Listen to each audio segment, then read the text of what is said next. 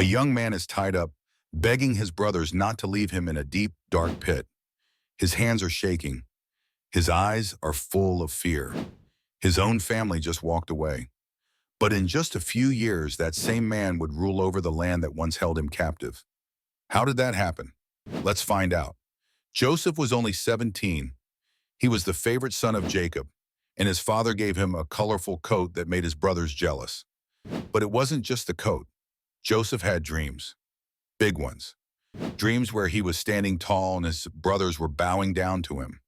The brothers didn't like that one bit. So one day when Joseph came to check on them in the fields, they made a plan. First, they threw him into a pit.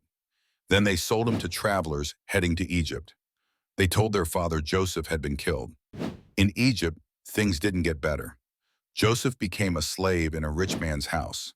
But he worked hard and earned trust. Just when things were looking up, he was falsely accused and thrown into prison. In prison, Joseph stayed kind. He helped others. He even explained dreams.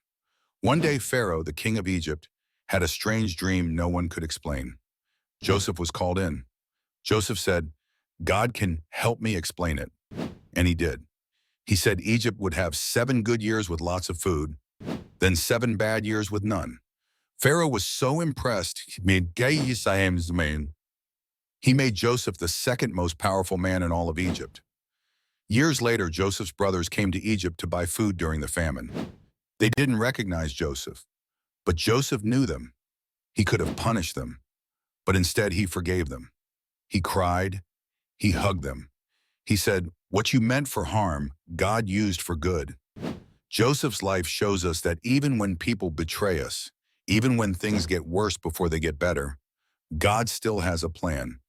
From the pit to the palace, Joseph held on. And in the end, everything changed for the better. Like, share, and comment if this story gave you hope.